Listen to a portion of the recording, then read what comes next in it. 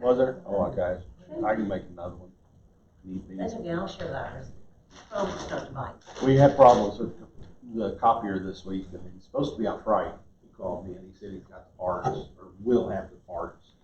Is it broke down? Well, it's been messing up, yeah. So, Not too bad. verse 1 through 8. Tonight we're talking about the clean and the unclean animals. And so I'll go ahead and start it. And the Lord spake unto Moses and to Aaron, saying unto them, Speak unto the children of Israel, saying, These are the beasts which ye shall eat among the beasts that are on the earth.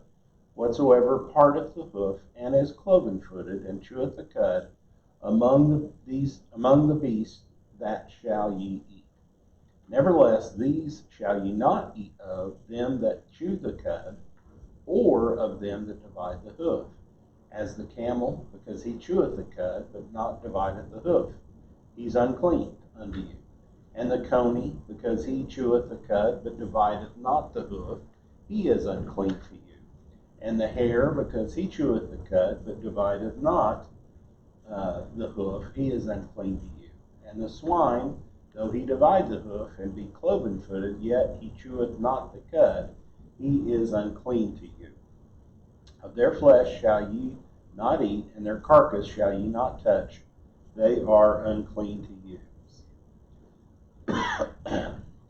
Now, this is starting to tell them, up until this time, when did God permit people to start eating meat?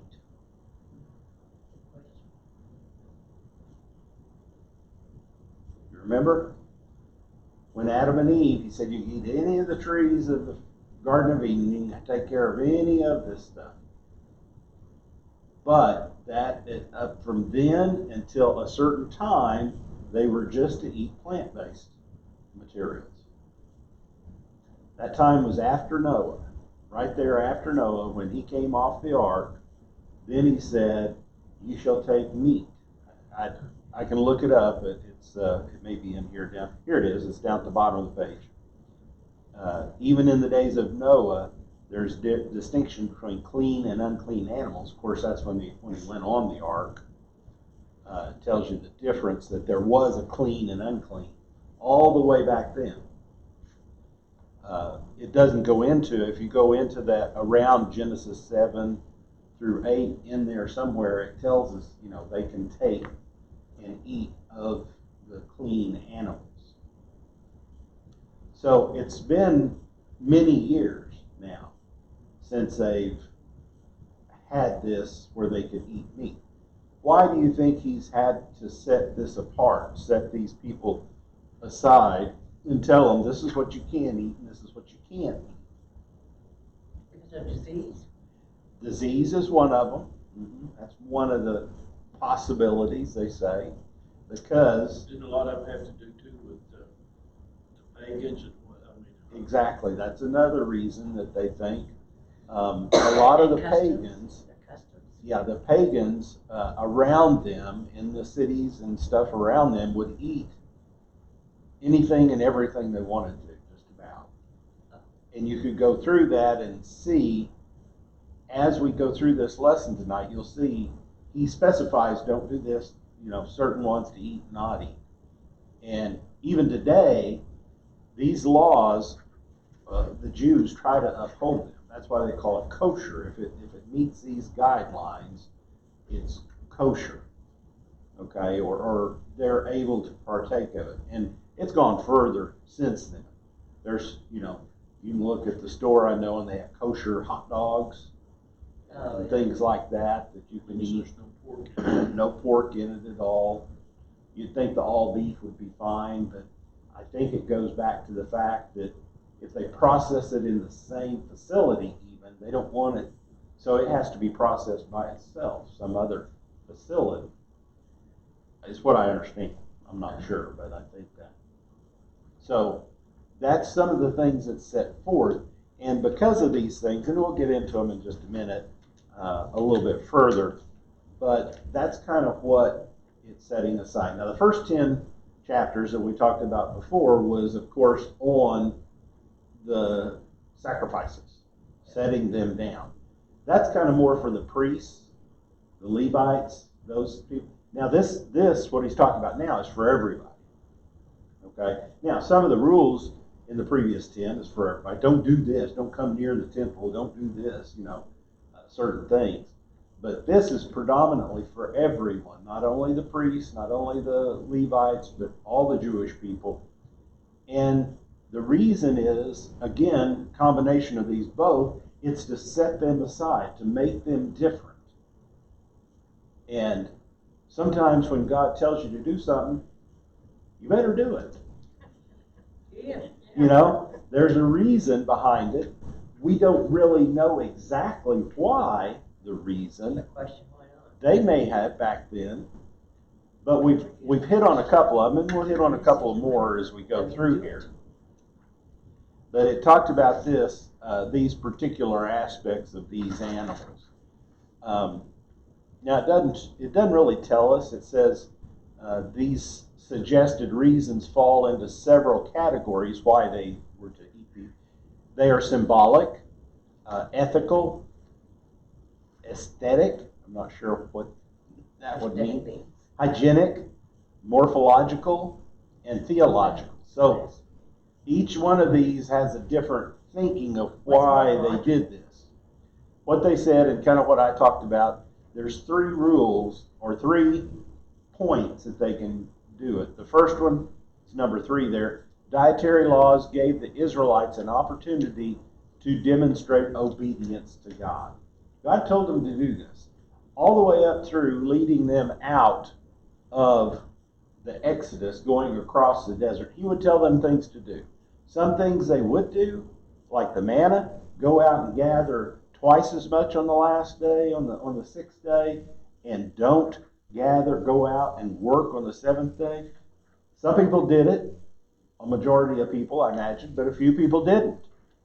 When they didn't, that stuff got wormy. And he said, didn't I tell you? Or they tried to hold it over. But the ones that didn't go out and tried to go out and get it on Sunday, there wasn't anything there for them. Because he told them, get twice as much on Saturday to hold you over. And then there'll be some more on Monday. But if you tried to hold it and get twice as much on another day, by the time the next morning rolled around, it was all nasty and wormy and stuff like that.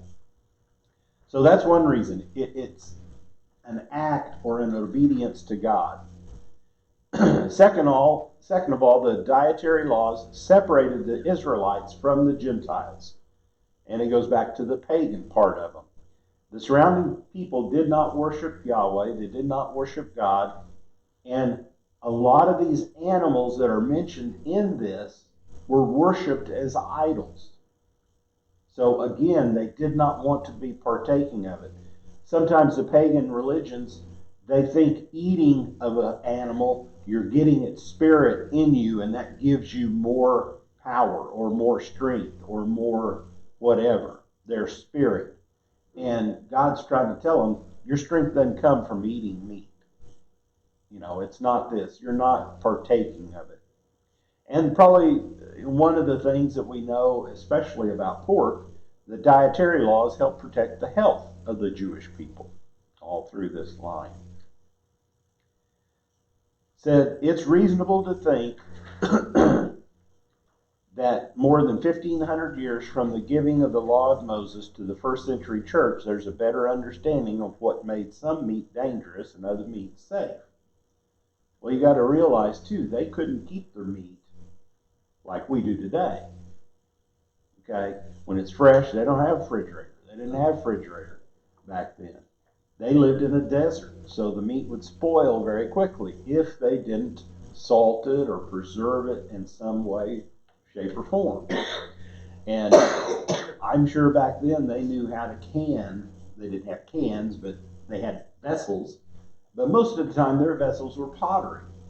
And they don't lend themselves to canning stuff because they're porous. They would tend to let stuff in. We'll find that out here in a little bit more about that. They probably did like They didn't have metal cans like we do today. They didn't really have glass cans. They had ceramic, but those were very expensive, and most of them didn't have things like that. They either had iron or wood was the main utensils that they would have. And as we've seen in the previous chapter when we was reading through Exodus, when they made the utensils for the offerings, the sacrifices, a lot of times they would put, make it maybe even out of a wood, but then they would line it with gold or silver to keep it from the heat, so that couldn't penetrate. First of all, the wood, what we think is acacia wood, is very hard wood, very dense wood anyway.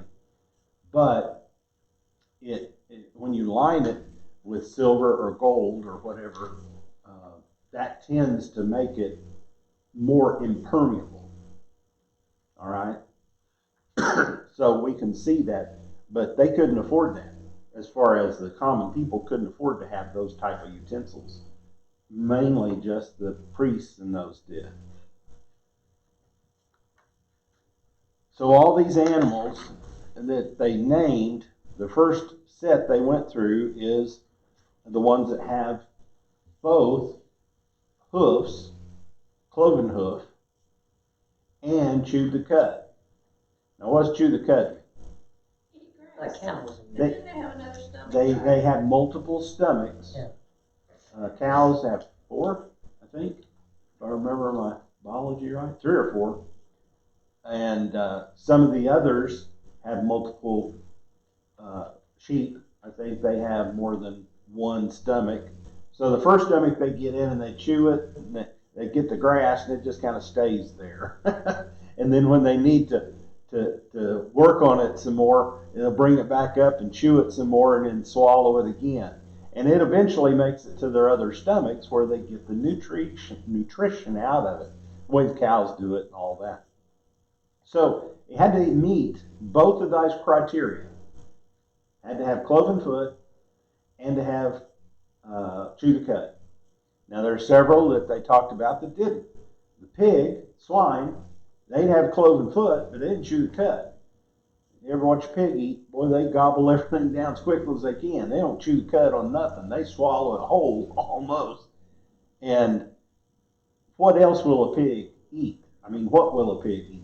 So, Anything you stick in its face, basically. They're not quite like a goat. A goat will even eat metal can and everything else. and your clothes. Everything that's there. But the pig will eat anything. Okay? And because, what else does the pig do that we know? You talked about, you said, well, they roll in the dirt, they roll in the mud, they constantly have to keep themselves cool by getting dirty, basically, getting muddy, getting wet. That doesn't lend itself because they're getting their mouth wet and stuff in their mouth. And they get, and dust contains a lot of parasites, a lot of viruses, a lot of things like that. So that's one of the things why they think the pig is, one of the things. Don't want to spoil your supper, but yeah, I'm making the pork. Here it is on number 2, double I. It says it's now known that the pig is the intermediate host for several parasitic organisms. Some of them can result in tapeworm infestations up to 2.5 meters. That's times 3, 8 foot long, 8.5 foot long. So that's why we cook our pork, till it's done. On meat, on beef, a lot of people like it rare, medium rare, or something like that. And that's okay for that one because they don't, I don't think so, but they do. I like to have mine a little more well done. Medium well done is for me. A little bit pink maybe. That's about it. But not enough hair. A rabbit. That coney is, and they call it the rock hyrax, is coney. It's the same thing. That's like a rabbit. Or the hare is more of a bigger rabbit, like the jackrabbit or something like that. And we're talking about animals that are over there in the desert too. We don't know exactly. They may be related to ours, but a little bit different. It mentioned horses, did It didn't, but but they have hoofs. they have hoofs, but they don't really chew the cud. But what is that hoof? It's solid. It's solid. It's not divided. So, Mostly. Again, that's, and right now, what I've heard, don't know for sure, but some people over in the European place, they eat horse. They eat a lot of horse meat. That's what I understand. That's what I've come to know. So it goes on down here and says, their flesh you shall not eat, and their carcasses you shall not touch. So they couldn't even touch these animals. Okay? Now that'd be a little bit hard. I think this is when they are killed or dead. It'll come out a little bit more because they ride camels and they have to use the camels for travel. But it could be that if they touch these animals, they have to wash themselves. We'll see that in just a little bit. And they're unclean until the evening, until they wash themselves. Okay, let's go on to 9. 9 through 12. Brother Epperson, you read those? These shall ye eat of all that are in the waters, whatsoever hath fins and scales in the waters, in the sea and in the rivers, then ye shall eat. All that have not fins and scales in the sea and in the rivers, of all the more move in the waters, and of living things which is in the waters, they shall be an abomination unto you. They shall be even an abomination unto you. You shall not eat of their flesh, but ye shall have their carcasses. You shall have their carcasses in an abomination. Whatsoever hath no fins, nor scales in the waters, thou shalt not. Thou shalt be an abomination unto you. Okay. So basically, it's fish. Yeah. Fish, perch, crappie,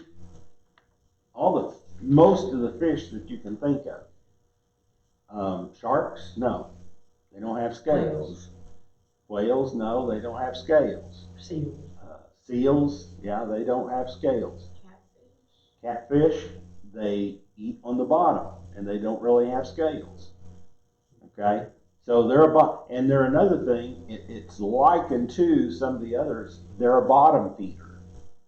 Okay, what this talks about in this is they want fish, something that's swimming in the water, eating their food, getting it. And if you go back and look at this overall, kind of step back from it, it seems like it wants you to eat something that eats plants. Okay?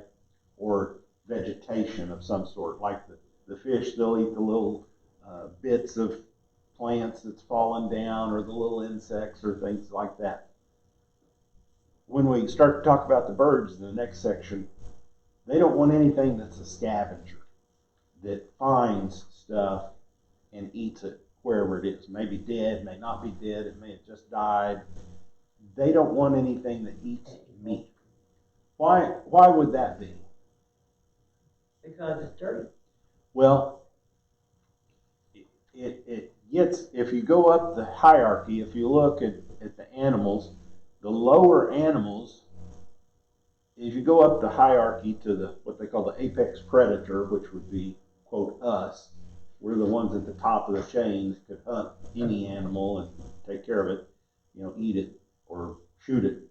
The animals that are just grazers, like the sheep and the goats and all that thing that eat on plants, deer, like the grass, hay, anything like that, it seems like it's okay. Now, this is not a hard, fast rule, but that's what it looks like to me. Same thing with the fish. They're swimming around. They'll eat the other fish, the minnows and things like that, but they're swimming. So they're not, as they get more, if they eat another animal that's ate an animal that's been bad, okay, like a catfish finds a dead fish on the bottom, he may eat it. Well, he's more likely to get those germs in him, that spoiled meat. Same thing with the animals. the lions or the tigers and all that, they're eating the wildebeest or all these camels or hares or whatever. They could eat, and it would make them sick. I know their system's a little different, but they are taking on that poison, if you want to say it. So the poison grows as it goes up. If they're eating, if the grass is natural and they don't have anything on it as far as it's out in the woods and no chemicals, but each one of them that eats that, if something eats that, then each one of them, it kind of builds on itself. I'm probably not making myself clear, but Yeah, you are. if it just makes it worse as you go up the ladder. Of the hierarchy. Yeah, the hierarchy of the animal, as it goes up, it's more likely to contain more contaminants, I guess And I'd more say. purification for some of them. Some of them. So it says here in this bottom part, I under A, says there is evidence that fish without scales were also avoided by the Romans and the Egyptians. These type of fish may have been regarded as scavengers since they roamed the bottom of the sea, and there are also numerous carriers of parasites. Same thing with sharks. They're down in the bottom of the sea and things. I really don't know why whales, things like that, you couldn't eat because they seem around and they're eating plankton all the time, but that for them that they couldn't. And I want to reiterate, this was for the Jewish people. Today, as we get into the New Testament, Paul tells us that there's no difference. I mean, even Peter, he was given the dream and said there's not, he let down and there was, quote, some unclean animals in there. And what said God blessed them, they're clean, take and eat. What about like snakes? We'll talk about that in just a minute. Yeah. What do they I do? would say it. They crawl around on their belly. Yeah. Again, they're down in the dirt. I know. They probably are not going to be ate. And okay, here's some of the things that it talks about that they couldn't eat. Like I said, catfish, all the fish except like catfish has no scales, shellfish, no shrimp. Okay. No what? No shrimp, crabs, clams, oysters, lobsters, all the meat that people really, I've had lobster a couple times. I'm not a big fan of it. I don't really now I do like clams. I like clams. I don't really like crabs or oysters, but that's one of the things that, again, they're on the bottom and they are feeding off what's falling down to them, basically coming down. Okay, 13 through 19, can you read that for us, Cyrus? And these are they which ye shall have in abomination among the fowls. They shall not be eaten, they are an abomination. The eagle and the osprey and the osprey and the vulture and the kite after his kind, every raven after his kind, and the owl and the night hawk and the Yep. and the hawk after his kind, and the little owl, and the cormorant, and the great owl, and the swan, and the pelican, and the gyre eagle, and the stork, and the heron after her kind, and the lapwing, and the bat. Mm-hmm. I've never seen that. Now, going back to, this is Old English, okay? It was translated back in the Old English, 1600s, to what the animals, whatever they thought that they were reading, to what they would try to say what it was in their day. So, what we call animals now, certain animals, like I said, We don't have all those. we still probably have them. We call them differently. Well, the crows on there. The crow's on there, the raven. Anything that's They're all We should have scavengers. rabies. they're raptors is actually what they are. Yeah. They're all scavengers. They're looking for something, some That's meat. good. Now they can get live meat. You know, they'll get rats and mice and things like that. The hawks and the owls, but they are scavengers. Is what they are. They're not eating grass. They're eating meat. I was working this company, and I had a set at the front watching the monitors, Uh-huh. and it was the third shift, and all of a sudden I seen this big old rat running around. Mm-hmm. Then all of a sudden, something just flew through there, and the rat's gone. Uh-huh. Uh-huh. And it was an owl that come down, Owl will get them. Hawk get and them. he got his I should supper. open my doors when I had a rat that find an owl. Yeah. Yep. That's two that you shouldn't be eating either one. So Either one of them. That's right. No, but he could carry the rat off for me. Oh yeah, easily. Well, what about the swan? The swan's a little different, but I guess they are a bottom feeder in actuality. They will,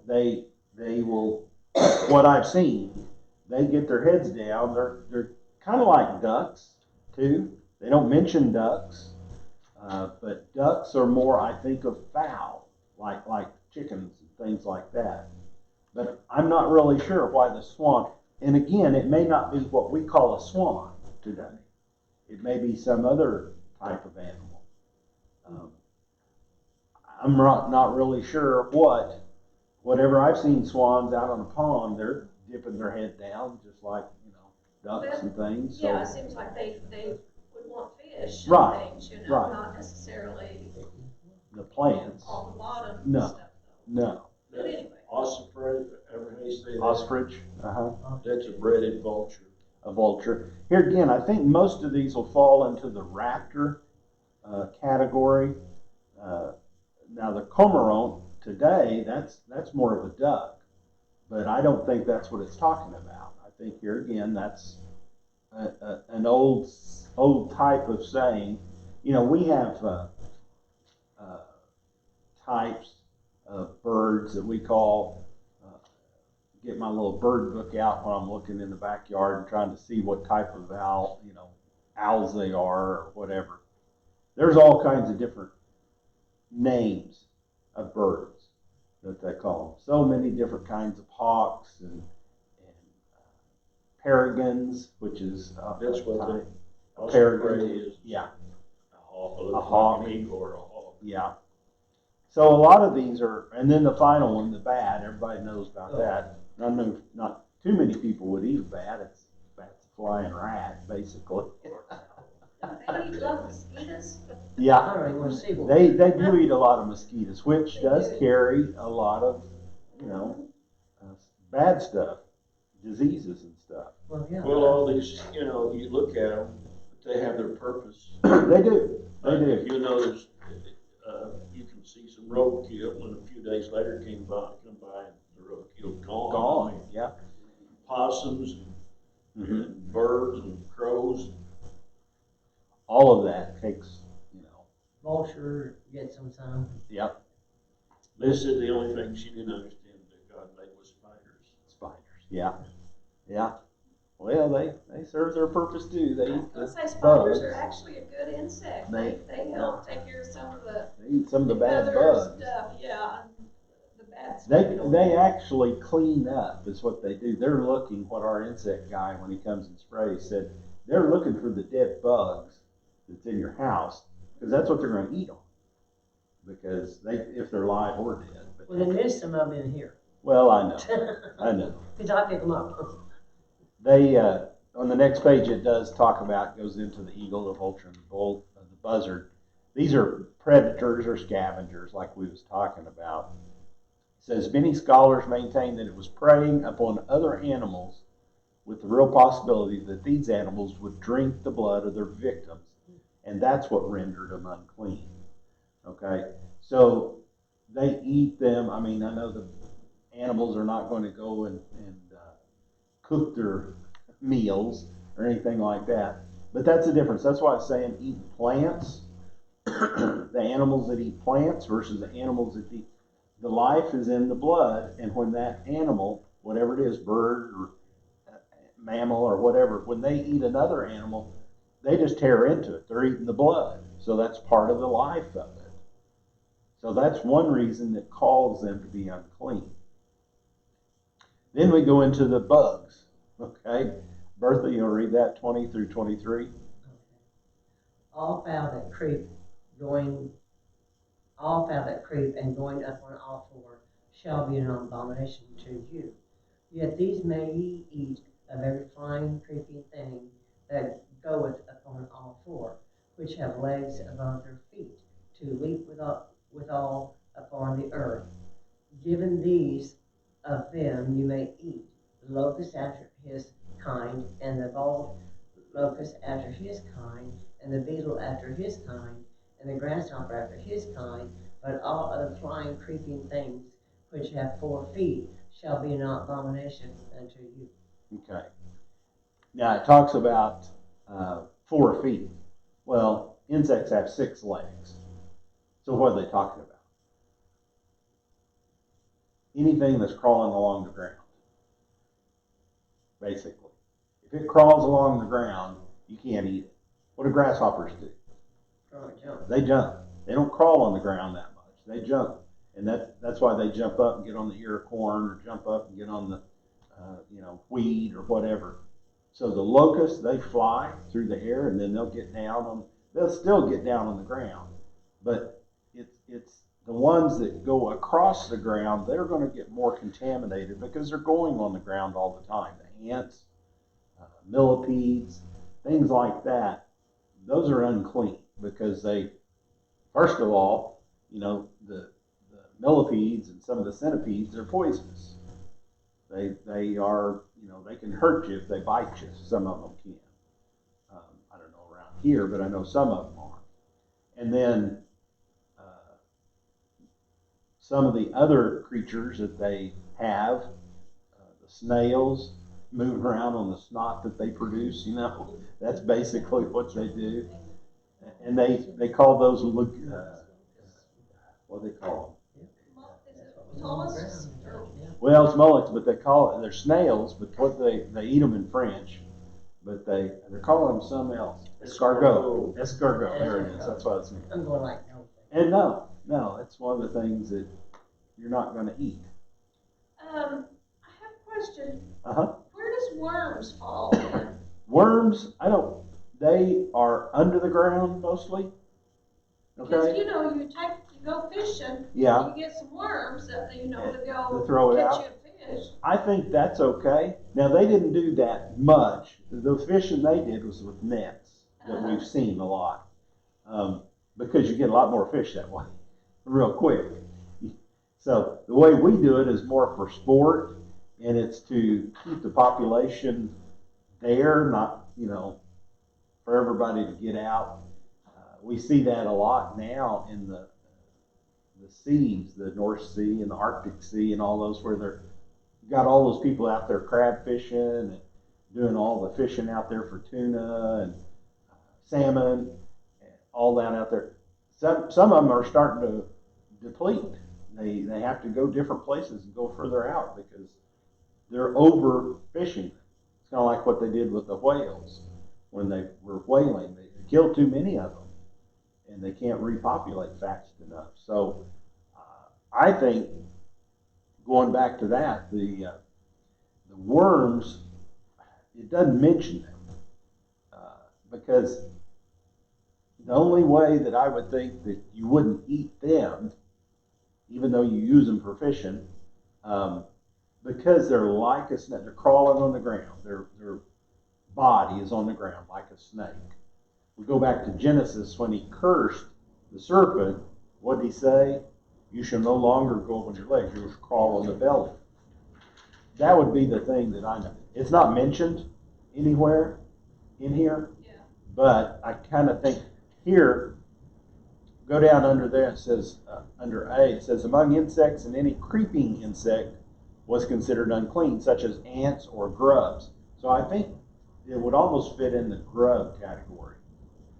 I know worms are very good for your soil. Yes, They are. They help your soil a lot. They aerate it, Yes. and then their castings are Yes. great for your garden when you have them. So I think that's good. We also see in John the Baptist what he eat, locusts and honey. Yeah. That's kind of what his diet was. This guy says Dr. Shaw ate them in Barbary, fried and salted. They said they taste like crayfish. Better not eat them because you can't eat crayfish. Yeah, you can't eat crayfish, that's right. But that's what he called it. And then it goes about and talks about a little bit what I said, that, yeah, there's a difference. Moses wasn't thinking, it's kind of like it's walking. If it walks on the ground and doesn't jump or hop or fly, you can't eat it. He's trying to give them something that they can tell that it's, one way to choose it or not. If it's jumping around, okay, you can grab it and eat it, a bug. But if it's running on the ground, the only thing that I don't understand on that would be, the beetle. So I don't know what that beetle was. Because as far as I know, beetles don't fly and they don't, And Like you I said. mean, maybe, I don't Well, they know. kind of fly a little bit. Do they? Okay. Well, They have wings. I guess some of the squash bugs I'd consider Yeah, a beetle. yeah, Things they like, have I guess so. some wings. Ladybugs, they're more of a beetle. I'm sorry, what'd you start to say? They knew what he was talking about. I mean, even They though did. we didn't, Yeah. they knew what he They was knew what he was talking about. what about flies? No flies. No, They do no both. flies. It says it's it's a non-literal sense of the meaning and was used of any flying creature with more than 2 legs, basically. Okay. Got it. Janet, you want to read 24 through 28? And for these you shall be unclean. Whosoever toucheth the carcass of them shall be unclean until the even. And whosoever beareth out of the carcass of them shall wash his clothes and be unclean until the even. The carcasses of every beast which divideth the hoof, and is not cloven-footed, nor cheweth the cud, are unclean unto you. Everyone that toucheth them shall be unclean. And whatsoever goeth upon his paws, among all manner of beasts that go on all 4, those are unclean unto you. Whoso toucheth their carcass shall be unclean until the even. And he that beareth the carcass of them shall wash his clothes and be unclean until the even. They are unclean to you. Mm-hmm. I won't say, So all these things, if you come in contact with them, you're considered unclean, and you have to stay away from people for a day till the evening, and then wash yourselves. What does that sound like? purification. You're washing that disease off. Yeah. Okay? And I said earlier that they rode their camels. They do today, but if you go back and read, what did they have? They had bullocks, oxen.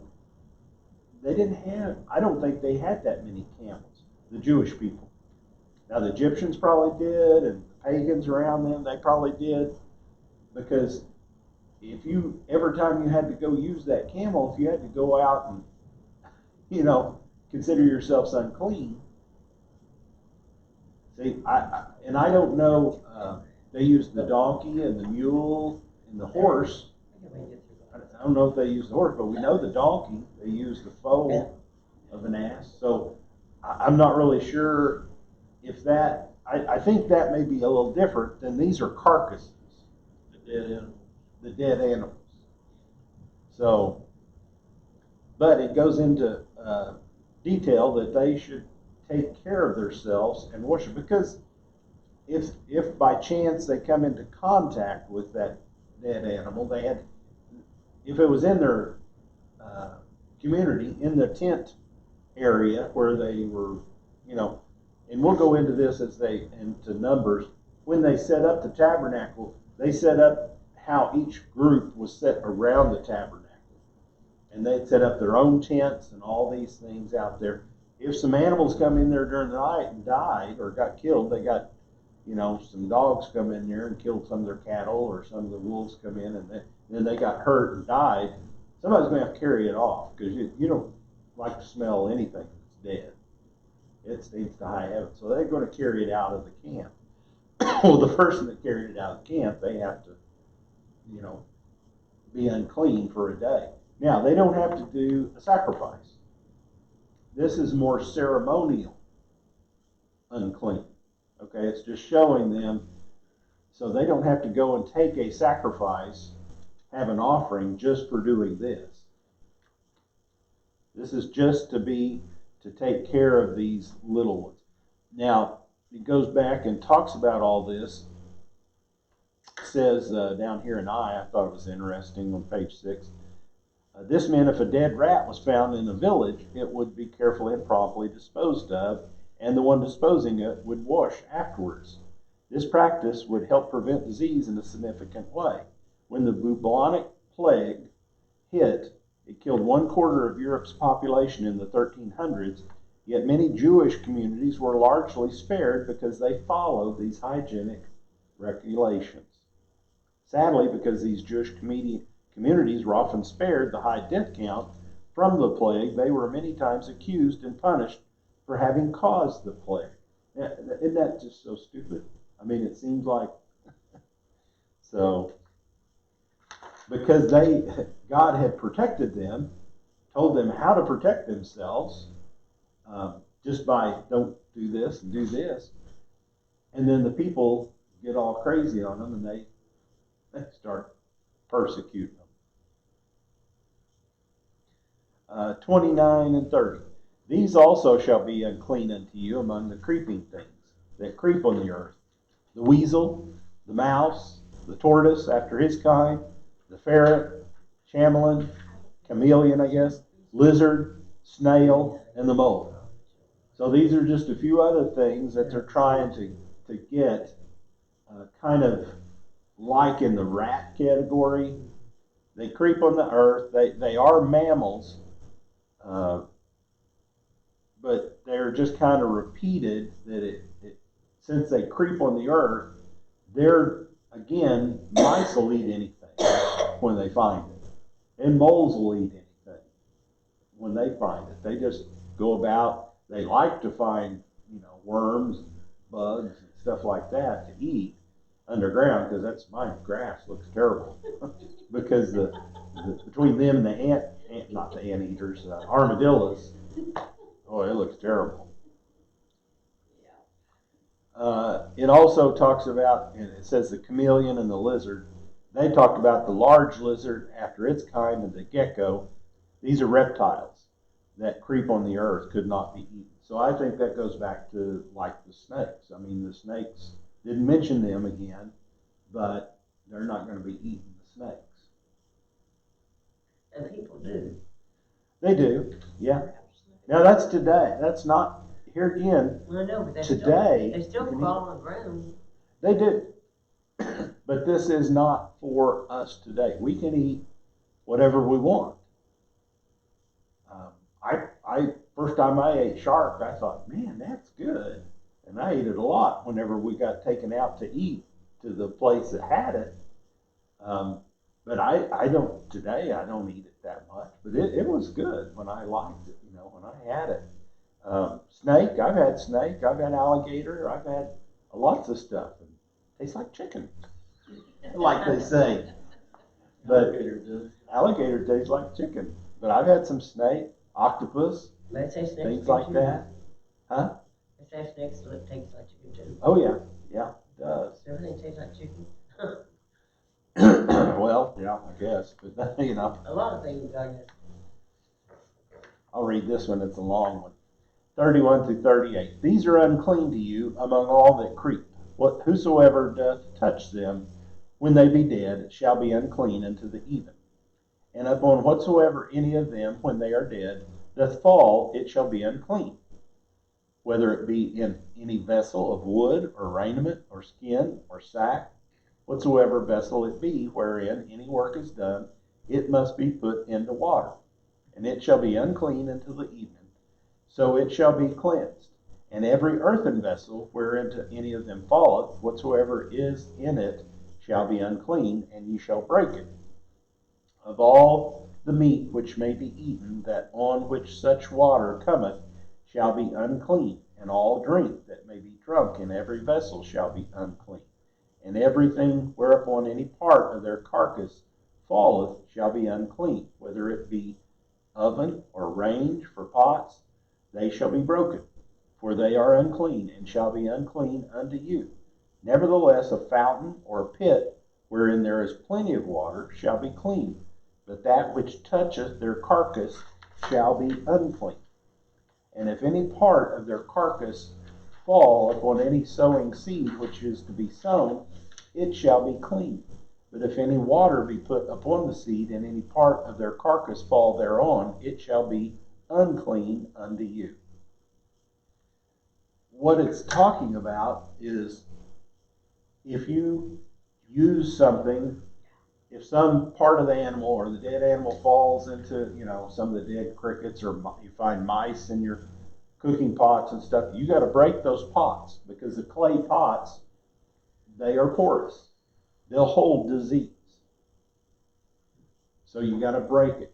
If you happen to have a wood pot or a metal pot, if you've had a metal pot, made one, wasn't many back then, but stone, sometimes they would hollow stones out to make, shallow pots and things like that. You could wash it. You couldn't use it for the evening. Why do you think that is? Germs die. Once you wash it, set it aside and let it there, if it waits, and it's going to be a good 12 hours, if it's in the evening, it'll be the next morning before they use it, the germs will die on it. This is just smart, isn't it?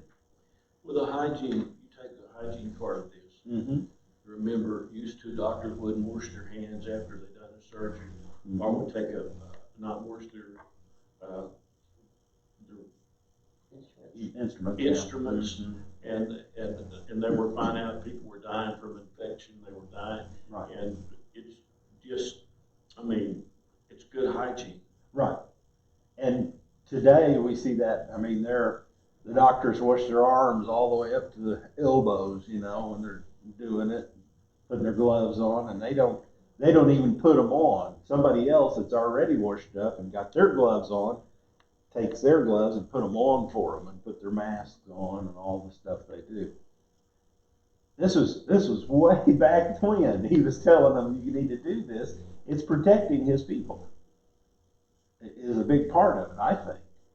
We talked about those 3 reasons, but I think it's one of the big reasons. It's hygienic, and it's just keeping them safe.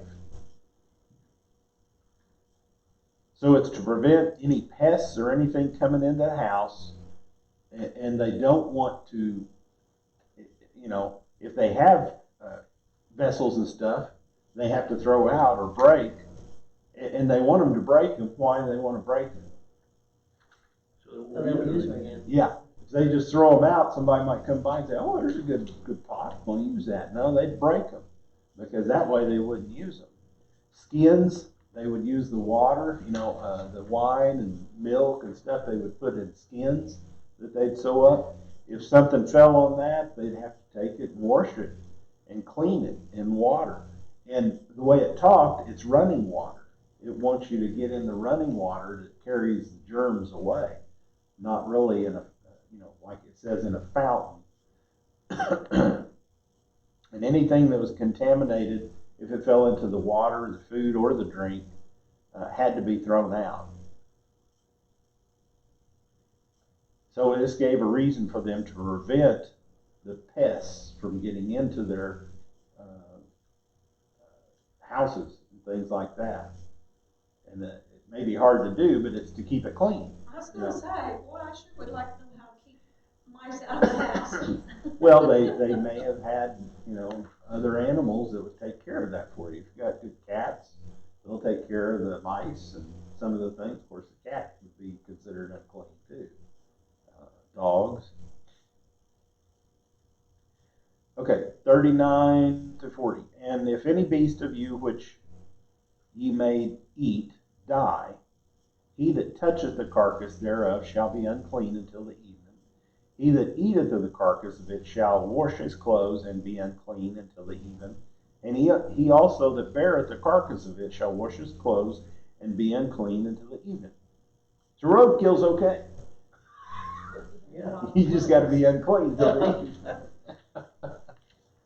I'm just kidding with you. It says, seemingly these laws apply to the natural death of the clean animals, not to the butchering for food or death of the sacrifice. Okay?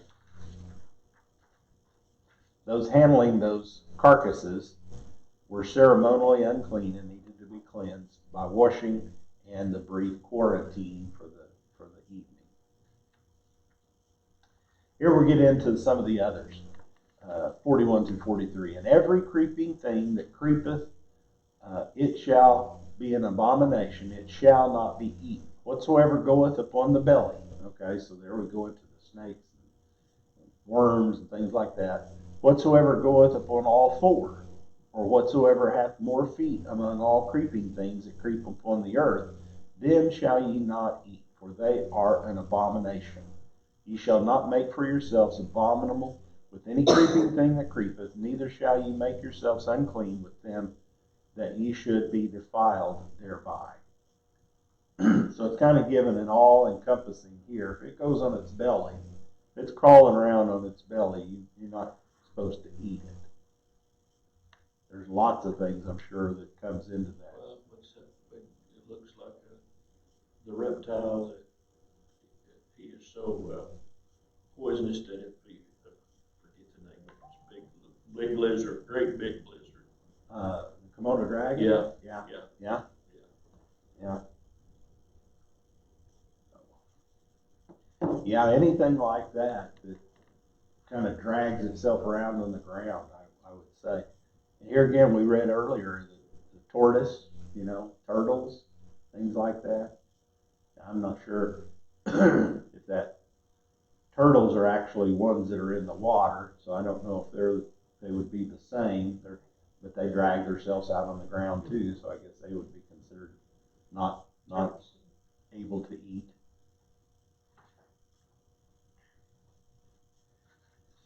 And the last part of this, 44 through 47, for I am the Lord your God, ye shall therefore sanctify yourselves, and ye shall be holy, for I am holy.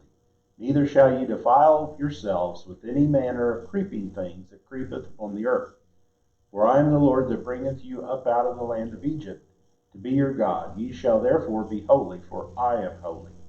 This is the law of the beasts, and of the fowl, and of every living creature that moveth in the waters, and of every creature that creepeth upon the earth, to make a difference between the unclean and the clean, between the beasts that may be eaten and the beasts that may not be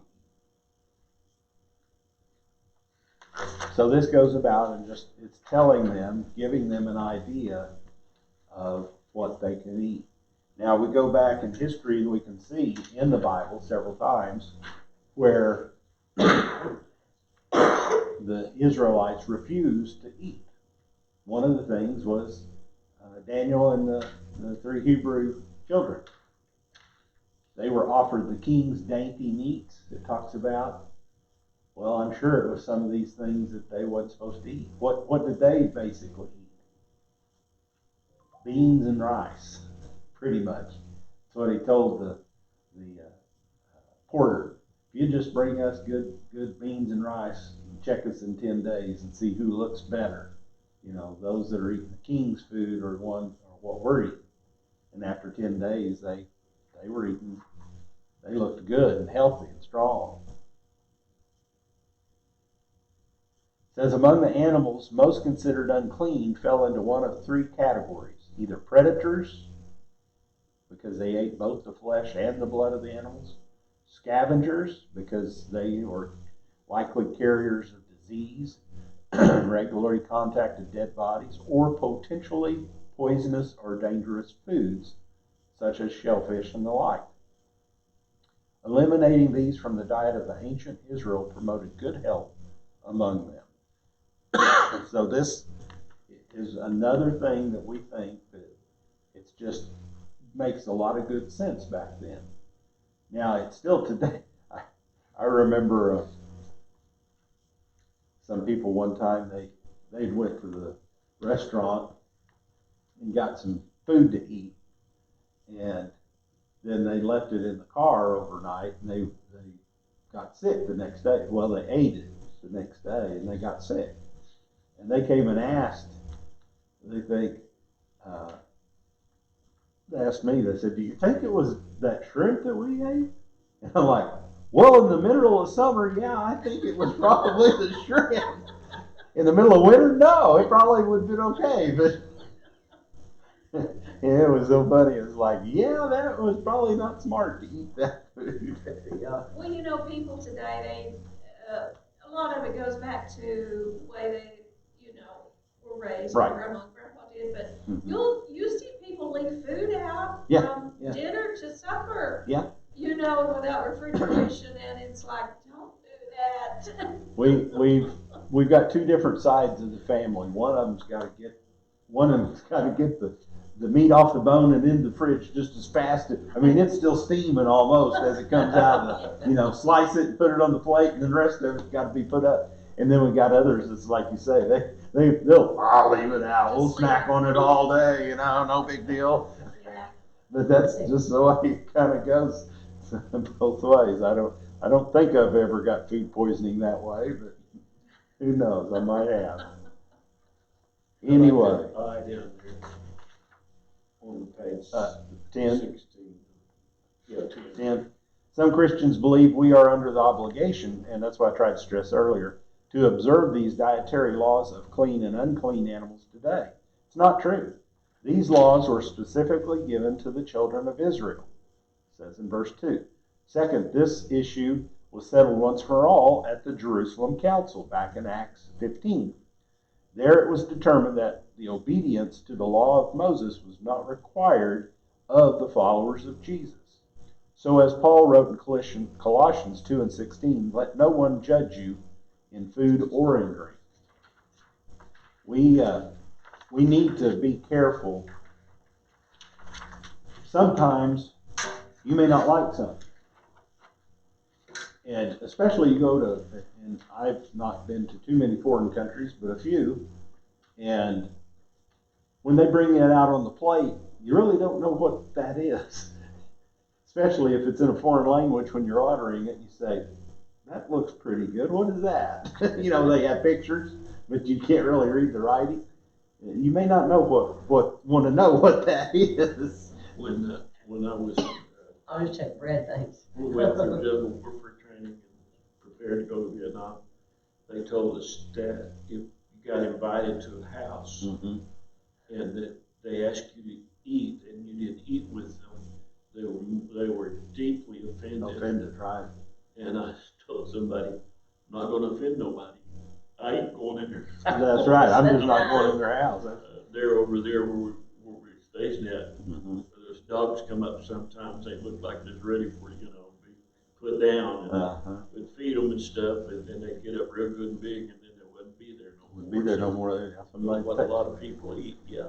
We when we went to Germany one time, I went with my aunt, and we went out to this restaurant and ate, and they got the schnitzel, and I that's okay. It was good. I knew what that was, and but I got this other plate. I said, that looks good. I want that. So I got it and I ate it, and it was real good. But all it was some mushrooms and gravy. It's just a big plate with sliced mushrooms, and it's good. I didn't get no meat, so I was a little still hungry after a while. I was like, well, that was really good, but you just don't know what sometimes you're eating and what it's made up of. But today, we have to be careful. What I was trying to say is, we can't impose upon other people one time I remember Dad came home, and I don't know what it was. Somebody had said they want a possum pie. They want some possum pie. And he come home one day and he had this toe sack. I mean, he went out that evening and he come back, and that toe sack was kind of moving around. I don't know if he's moving it or whatever. He said, well, she wanted some possum pie. I'm going to go take her a possum so she can make some possum pie. I'm like, oh, you're kidding. He goes, no, here. And I never did look in it, so I don't know if it was or not. He took it and he's gone. Roadkill. I don't know if he did or not, but yeah. Dad said back that they possum. I mean, it was Oh yeah, to possum. get down to, you know, you can catch a possum, might not be able to do a squirrel or anything. Yeah, yeah. But they, yeah, I mean, even I knew that. My uncles, they would eat squirrel. They'd go out, hunt, get a few squirrels Well, together. we used to eat squirrels a lot when Yeah. we kids growing up. Yeah. But, you know, here again, you have to use it. If it offends somebody else, you shouldn't be eating it in front of them. Not in front of them, right? You may be okay to eat it. You know, you can eat, like I said, squid and octopus and all that. But if it makes somebody uncomfortable or something like that, you really shouldn't be doing it. It's like anything else. You're causing them to lose faith in you. So Paul said, I'm going to do without it. If it causes somebody to sin, I just won't do it in front of them. Paraphrasing, but that's kind of what he said. So the meat, that was for the Israelites. It's back for them. It's good hygiene. Okay, it's still good hygiene. But today our processes, we think are a lot better. I don't know how much better they are with some of the food processes companies we have. But, so, you know, we just have to be careful when we start condemning people. Cecil, Matthew, and I were in the service, and they were showing a video, and this guy was a vegetarian. It was, you know, and he was going through all this stuff, and he got this big old porterhouse steak and held it up. It's on the film, you know. Uh-huh. And I look over at, you know, at Cecil, you know, he's in India from India, but anyway, I said, man, fire up the charcoal. he was like, And he yelled in there and said, oh, look how terrible this is. And I'm thinking, fire up the charcoal.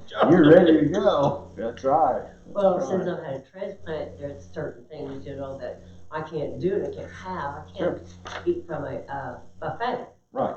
Because, according to the doctor, you don't know if it's sit more than 2 hours or Right. not. Right. So I can't go, when everybody else goes to a buffet, Uh-huh. I can't, like you all, we used to go to buffet, right? Sure. I can't do that Yeah. anymore. Yeah. And I can't have certain things, like I can't have leafy veggies because I can't promise her 100% clean, Right. right? Right. I can't have pomegranate or anything in pomegranate, Mhm. with pomegranate. So, you know, sometimes you have to follow a pretty rigid Oh, yeah. thing, Oh, and I have to. Yeah. If my daughter, people look at me and say, I can't cook for you. Well, there's Well, I always say, if it's there and I can have it, I will. Yeah. You know. Well, there's certain things, I mean, you know, we like what we like. Yeah. The way we're brought up, you know, whether we like meat. Some people I know are brought up, if you don't have meat with every meal, you're yeah. But I'm okay with having beans and cornbread. You know, I could eat that for a couple of days and not have potatoes and beans and cornbread.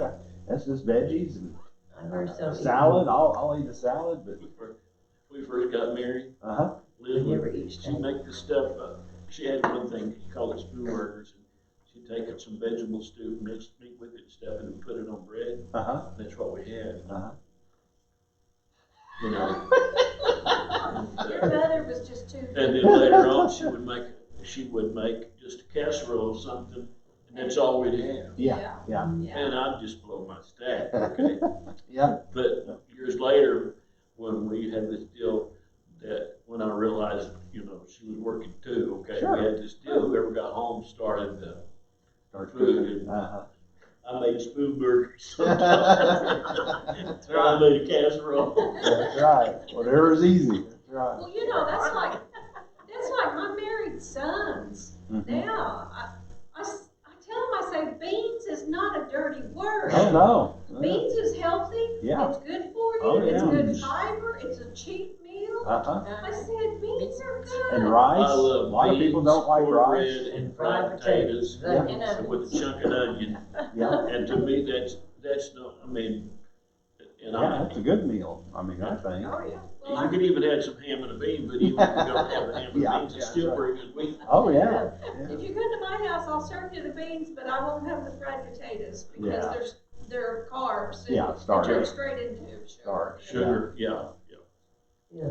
Well, But I glad like to cornbread with it, you know. have everybody out tonight.